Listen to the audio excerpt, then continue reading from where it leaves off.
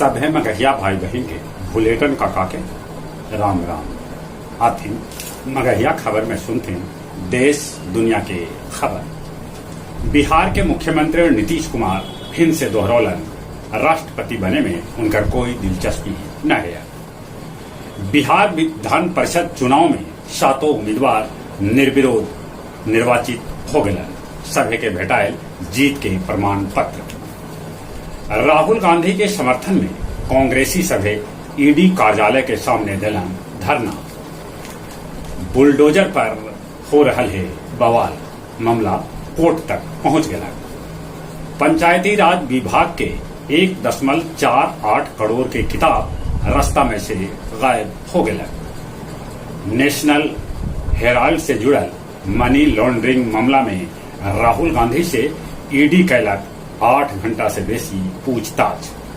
जमुई के इनामी 3 गो नक्सली कैलन आत्मसमर्पण। रूस यूक्रेन के बीच लड़ाई के 110वां दिन है, बाकी कोई हार मानेला तैयार न था।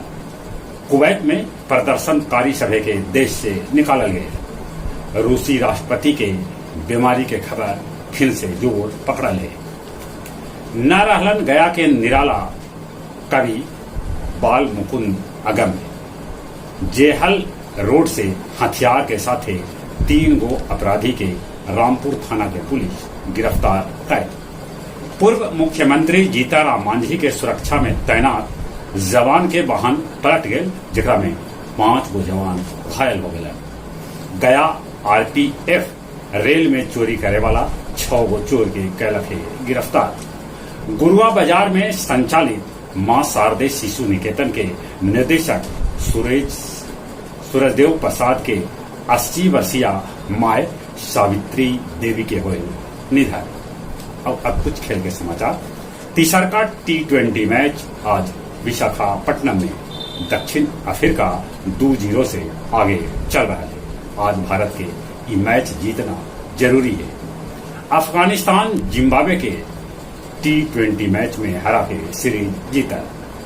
IPL दुनिया के सबला महंग दूसर बनल खेल। खेलो इंडिया में हरियाणा 52 स्वर्ण के साथ शीर्ष पर पहुंचा। जहां तक मौसम के सवाल है, मौसम विभाग सूचना दिलका है कि बिहार में मानसून समय पर पहुंचा। बिहार के 4 गो जिला में झमाझम हुए पानी, बाकी दक्षिण बिहार के कैकन जिला में लहर चल रहा है। पारा 44 डिग्री के आसपास है, जगह में अपन गया जी भी शामिल है। इन्हें कैकन बरस से इतना कस के गर्मी न गिरा। गर्मी से बचते, कोरोना से बचे ले मुंह होना पर मास्क लगाते। चली अपने सभे के एक बेर फिर से बुलेटिन काका के राम राम।